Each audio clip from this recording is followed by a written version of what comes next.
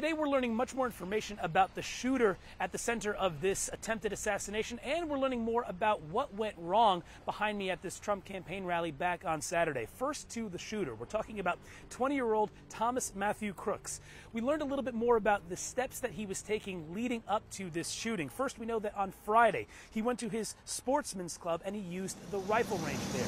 Then Saturday morning he went to a Home Depot and he purchased a ladder. Then later on Saturday he went to a local gun store in the area of Bethel Park, Pennsylvania, and he purchased 50 rounds of ammunition. He then drove up here to Butler, and he was actually spotted by local law enforcement around the area of the metal detectors because he was acting suspicious, but then he was not spotted until later when he was ultimately perched on that roof firing at the former president.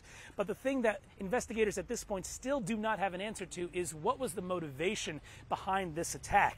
The FBI has interviewed 100 witnesses and law enforcement officers. They've interviewed friends and family of Thomas Crooks. They've also searched his home, his car, and his past internet search history, and they were able to access Thomas Crooks' cell phone and get inside of it, and yet still they do not have any clearer answers as to what led Crooks to go up to that rooftop and open fire at the former president.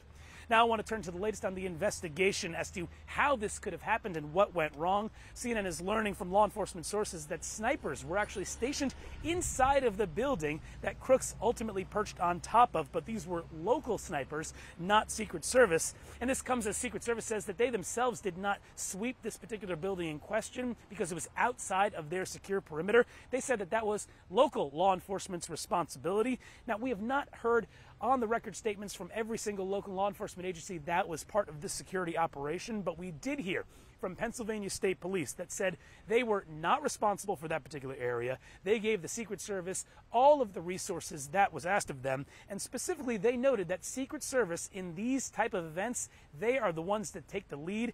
And I'll say that last night in an interview, 48 hours after this attempted assassination of former President Donald Trump, the director of the Secret Service said, "The buck stops with me."